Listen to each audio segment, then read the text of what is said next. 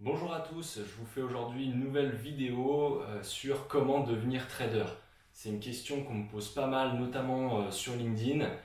De par mon parcours, j'ai pas mal de jeunes étudiants ou de jeunes actifs qui travaillent dans la finance et qui voudraient devenir trader et me demandent comment ils peuvent faire, comment ils peuvent s'y prendre. La première chose à savoir, c'est que trader en tant que tel, ça veut rien dire. Il faut savoir ce que vous entendez par trader. Vous avez en fait différents types de traders et le parcours pour arriver à ce type de poste sera toujours un petit peu différent.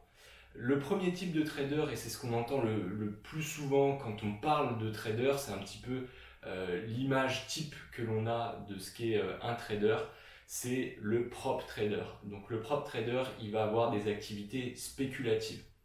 Il peut avoir ses activités spéculatives pour le compte d'une banque ou d'un fonds d'investissement, ou alors pour lui-même en tant que particulier.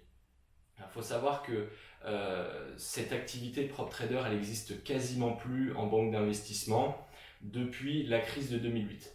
Pour autant, ils existent encore dans des fonds d'investissement dont le travail, c'est de faire de la spéculation sur le marché. Le deuxième type de trader que vous allez trouver, c'est les market makers. Et ça, on en a beaucoup par contre dans les banques d'investissement. Et leur travail, en fait, c'est de fournir des prix et des quantités pour le marché. Donc, ils n'ont pas de carnet d'ordre à eux sur lequel ils vont spéculer. Ils vont juste en fait offrir un service, une liquidité au marché. Et pour ça, ils sont rémunérés par ce qu'on appelle le spread, donc la différence entre le cours d'achat et le cours de vente. Donc ces traders-là, ils sont toujours en fait couverts sur leurs activités. Le troisième type de trader que l'on peut trouver, c'est ce qu'on appelle les facilitateurs. Ce sont des jobs en fait qui sont assez rares et leur métier consiste à fournir de la liquidité, mais eux ont un carnet d'ordre. C'est-à-dire que vous avez un client qui souhaite écouler 1 million d'actions tout de suite, et bien vous les prenez, ces 1 million d'actions, et donc vous les achetez à votre client, et votre travail sur la journée, et bien vous, ça va être de les vendre, ces actions, au meilleur cours, en espérant faire un petit bénéfice ou au moins arriver à zéro, donc offrir là vraiment un service au client. Mais là, vous avez donc un carnet d'ordre avec en fin de journée le résultat qui est fait, savoir si vous êtes en perte ou en profit. Le quatrième type de trader que l'on peut trouver, c'est ce qu'on appelle des traders d'exécution. Alors eux, c'est un petit peu plus bête et méchant. Moi, j'ai pas mal travaillé avec ce type de trader quand j'étais sales trader à Paris. En fait, leur travail, c'est tout simplement d'exécuter des quantités d'actions ou d'un autre actif à un certain prix. Et toute la journée, ils vont travailler les carnets d'ordre pour le compte du client. En aucun cas, ils ne prennent position durant la journée via un book, un carnet qu'ils auraient à eux. À chaque fois, c'est pour le client et à la fin de la journée, ils livrent au client ce qu'il a pu exécuter. Le cinquième type de trader que vous pouvez trouver, c'est ce qu'on appelle les traders commerciaux. Et en fait, leur travail, eux, c'est de se couvrir principalement sur les marchés pour le compte d'entreprises dont la mission première n'est pas d'effectuer des transactions sur les marchés. Un exemple, par exemple, une compagnie aérienne a une équipe de trading qui s'occupe de trader le pétrole sur les marchés et ils ont essentiellement un rôle de couverture pour être sûr que la compagnie n'achète pas son pétrole trop cher dans 3 mois, dans 6 mois ou dans 1 an. Le sixième type de trader que vous pouvez trouver, c'est ce qu'on appelle les Delta One. C'est ce que Jérôme Kerviel notamment faisait. Eux, leur but, c'est d'exploiter en fait les différences de cotation pour un même actif, donc par exemple sur différentes places géographiques. Également, leur travail consiste aussi à exploiter la différence entre le cours spot d'un actif, donc c'est-à-dire son cours au marché maintenant, et le cours futur. Le septième type de trader que l'on trouve, c'est ce qu'on appelle les traders systématiques.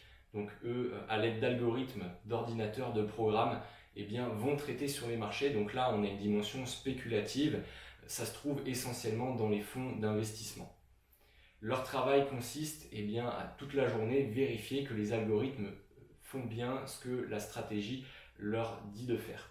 Quand j'étais en Australie, j'ai fait un stage dans une entreprise de trading systématique. Donc là, très clairement, c'est très orienté informatique et mathématique. Et enfin, le 8e type de trader que l'on peut trouver, c'est le sales trader. Donc c'est pas vraiment un trader à part entière. Pour autant, il a quand même une activité sur le marché, notamment d'apport en termes de liquidité. Je vous ai fait une vidéo sur ce qu'est un sales trader. L'ayant moi-même été à Paris pendant 2 ans, je sais assez de quoi je parle à ce niveau-là. Et donc je vous ai fait une vidéo pour vous présenter ce qu'est un sales trader. Vous la retrouverez en description de cette vidéo. Ok, donc maintenant, si on rentre un peu plus dans le cœur des choses, comment vraiment on devient trader? Vous avez différentes façons de le faire. Déjà, il faut faire attention à tout ce qu'on peut lire sur les forums sur Internet. J'ai lu énormément de choses qui sont totalement fausses, où vous avez pas mal de gens qui n'ont jamais réussi à intégrer des salles de marché et qui en parlent d'ailleurs plutôt très mal, y compris des pseudo-gourous de la finance qui, on le voit très vite, sont assez limités dans leur connaissance sur ce qu'est le métier réel de trader. Donc ce type de personnes globalement que vous retrouvez sur les forums feront tout pour vous décourager de devenir trader. Pour eux, c'est impossible. Il faut avoir fait les meilleures écoles, être un génie des mathématiques, parler plusieurs langues, un génie également en informatique. Bref, pour eux, c'est quasiment impossible pour l'ensemble de la population, en tout cas pour une majorité de la population, d'atteindre ce type de poste. Bien, je vous le dis, c'est faux. Vous pouvez être trader de différentes manières. Évidemment, la voie royale, c'est de faire les meilleures écoles de commerce et les meilleures écoles d'ingénieurs, surtout si vous voulez être trader en France. Il y a très peu de places en France et donc elles sont très chères.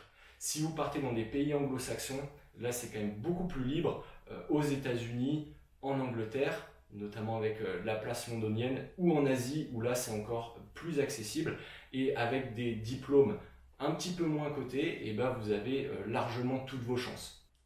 Mais bon, il faut être honnête, tout le monde n'a pas les capacités de faire ces écoles top 5 globalement. Moi-même, j'ai pas fait ce type d'école-là. J'ai intégré une école qui était bien plus dans la moyenne, on va dire top 10, top 12 des écoles françaises. Mais il y a d'autres moyens d'intégrer des salles de marché et j'en suis la preuve. Vous avez des voies qui sont un petit peu plus intermédiaires et vous avez là aussi toutes vos chances d'intégrer ce type de métier par ces voies-là. Concrètement, en quoi ça consiste? Il va falloir aller jouer sur le terrain sur lesquels les diplômés des très grandes écoles ne vont pas. Globalement, sur la pratique des choses. Et ça, c'est quand même hyper important.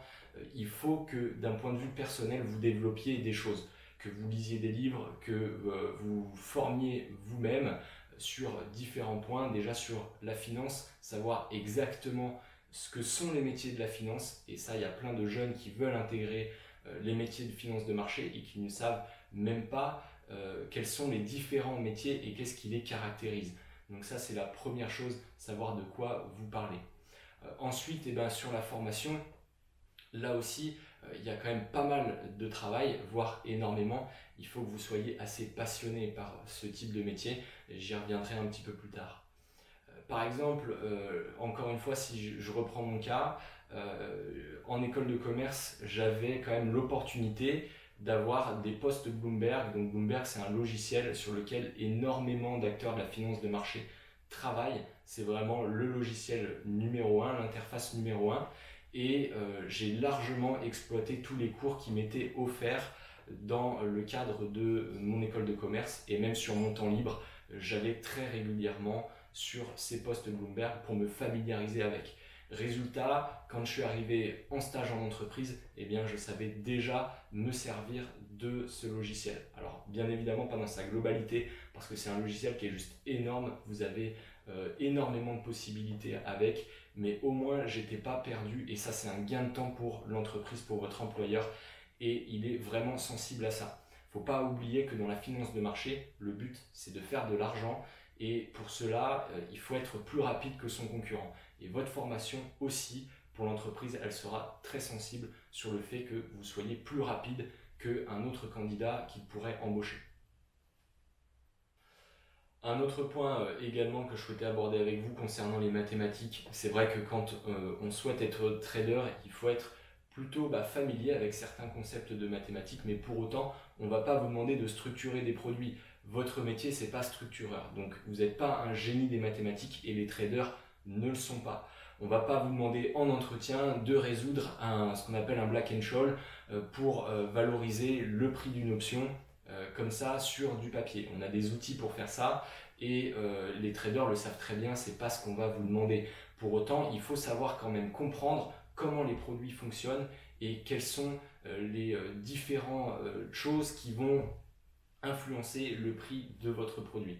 Par contre, pour les langues étrangères, là c'est vrai qu'il faut au moins à minima maîtriser l'anglais de façon assez fluide, ne pas non plus être forcément bilingue, mais être fluent donc en anglais. Ça c'est vraiment quelque chose qui est très important. Donc si l'anglais c'est pas votre fort, il va falloir le travailler et essentiellement se familiariser avec le vocabulaire financier qui est assez particulier, mais finalement une fois que vous le maîtrisez, eh bien, ce sont des termes qui reviennent très très souvent. Aussi, et ça c'est un peu bête de le dire, concernant les nombres en anglais, il faut savoir comprendre très rapidement ce qu'on vous dit concernant les nombres et pas confondre par exemple centaines avec milliers, parce que là l'erreur dans votre activité eh bien, pourrait avoir des conséquences très graves. Une fois que vous maîtrisez un petit peu tous ces concepts mathématiques, savoir comment les choses influencent le prix de votre produit, il faut être malin. Il faut se renseigner sur ce que fait l'entreprise et sur les produits qu'elle vend. J'ai passé pas mal d'entretiens, y compris dans des grandes banques, et je connaissais leurs produits par cœur. Et ça s'est vu aux entretiens, et à chaque fois, ça a débouché sur une embauche. Alors soit via le stage, soit une proposition d'embauche pour un métier un petit peu plus tard, une fois que j'avais terminé mes études. Ça, là-dessus, les recruteurs, ils sont quand même hyper sensibles de savoir ce que l'entreprise fait et de bien connaître ses produits.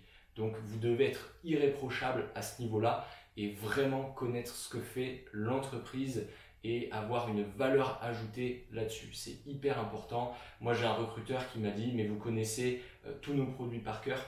Évidemment, je l'ai travaillé pendant des jours et je pouvais en parler comme si j'étais dans l'entreprise déjà depuis des mois. Et ça a vraiment fait la différence pour ce poste-là, qui était un poste de sales trader aussi dans une très grande banque allemande.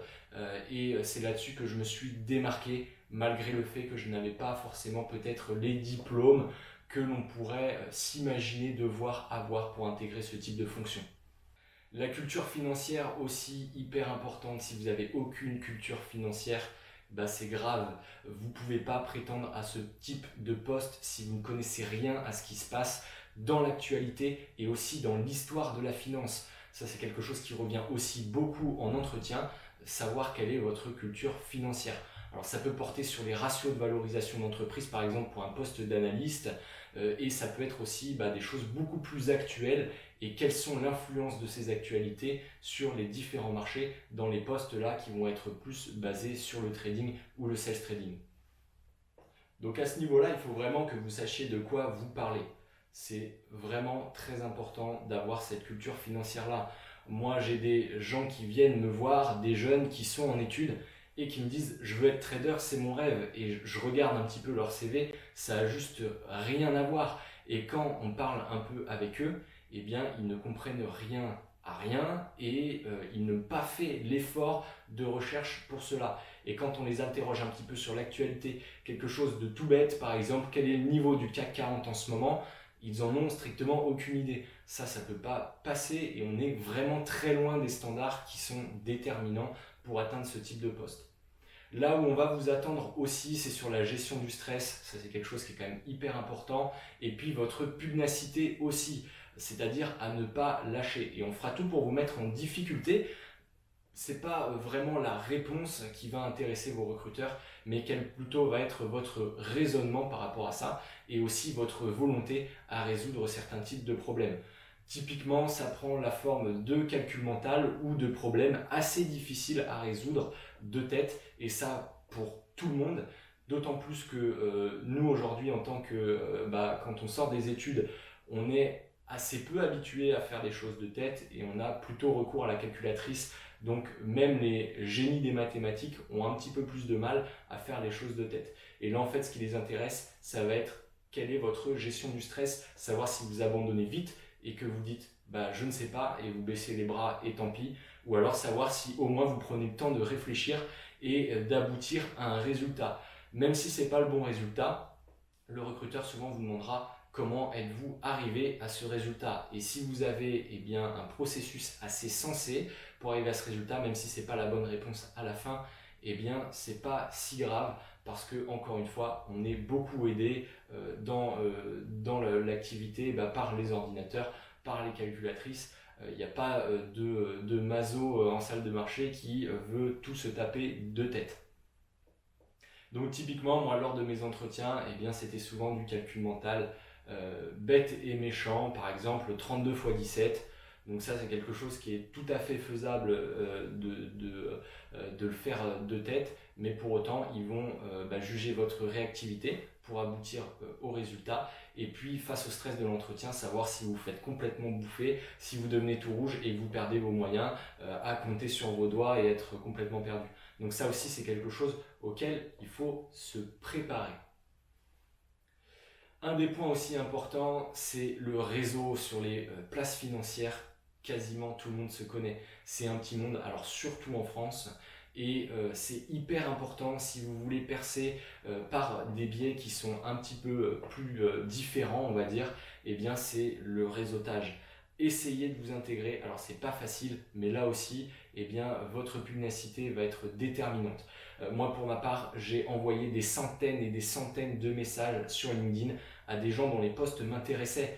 Et le but, c'était pas d'intégrer l'entreprise qui me propose un job, pas du tout. Le but, c'était de parler avec eux, d'échanger, de savoir quel était leur métier, quelle était leur vie de tous les jours, ce qu'ils faisaient, pour que je puisse ensuite, moi, en parler et savoir de quoi je parlais. Alors évidemment, j'ai les 98% des emails que j'ai envoyés qui sont restés sans réponse. Je le comprends tout à fait parce que même moi, quand j'étais en salle de marché, j'en recevais des tonnes de jeunes qui souvent viennent de façon pas très fine et vont directement droit au but en annonçant qu'ils cherchent un stage, qu'ils cherchent un job, que c'est leur rêve. Et en fait, on s'aperçoit assez rapidement que dans 90% du temps, ces candidats-là qui viennent vous voir n'ont rien à voir. Ils ne savent pas de quoi ils parlent et donc vous perdez du temps. En tant qu'acteur de la finance, vous travaillez déjà énormément et vous prenez donc du temps à ces personnes-là. Il faut bien en avoir conscience, leur temps, il est précieux. Donc quand vous démarchez quelqu'un, si vous avez la chance qu'il vous réponde, ne gâchez pas cette chance.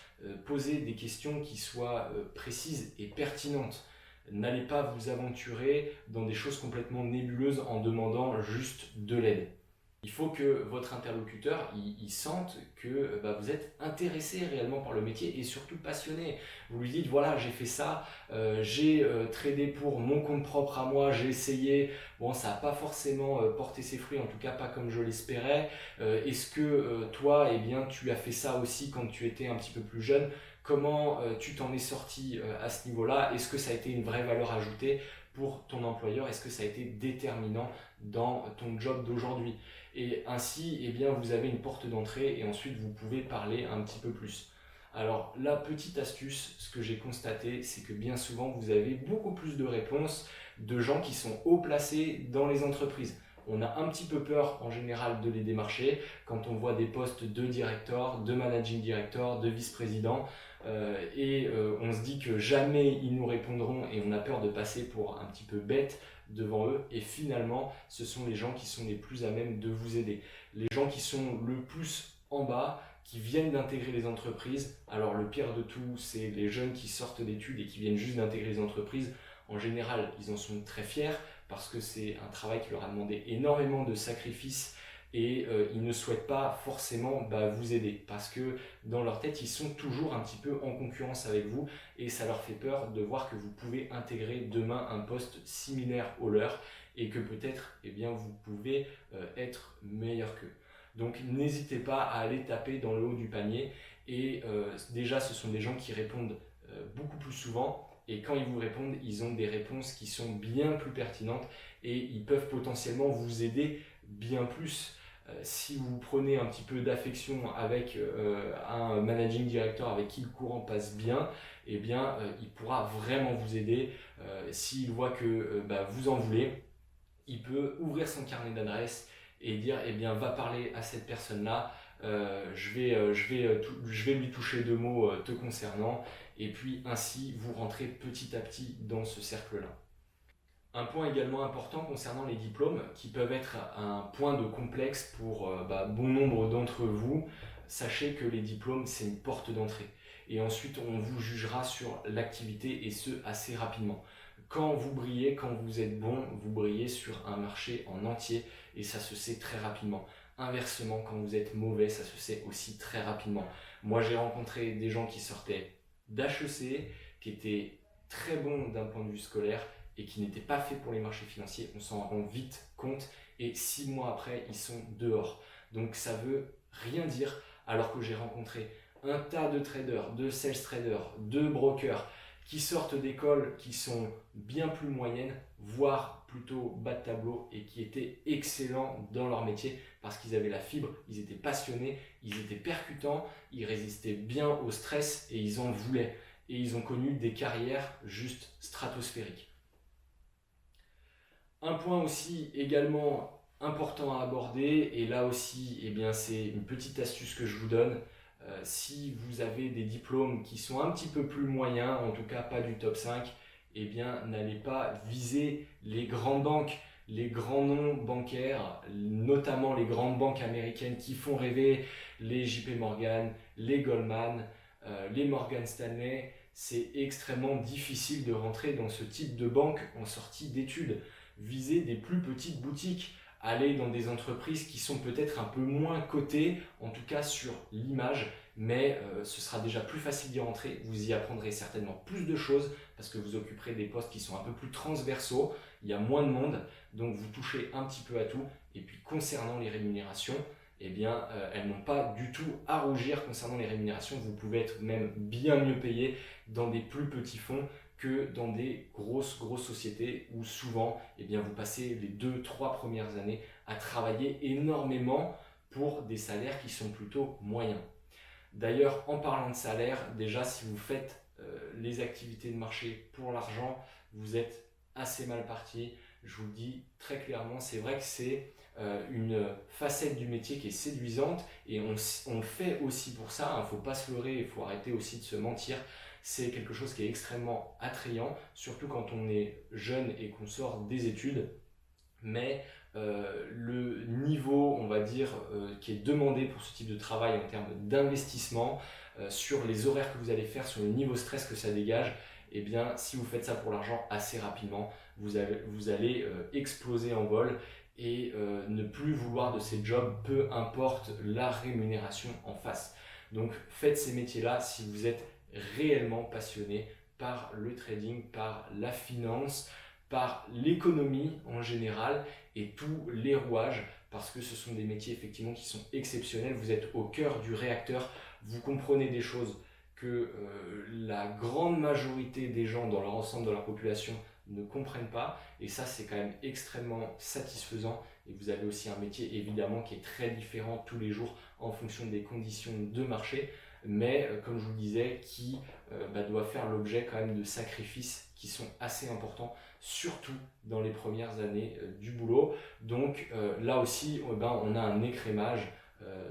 Si on met de côté tout ce qui est études, entretien, vous avez aussi l'écrémage sur les 2-3 premières années qui sont en général très difficiles. Voilà, je pense avoir pas mal fait le tour sur cette question-là. N'hésitez pas à me poser des questions. J'espère que je ne vous ai pas découragé, mais au contraire que je vous ai donné les vraies clés pour ne pas se voiler la face et arriver à votre objectif si vous souhaitez intégrer ces métiers de trader.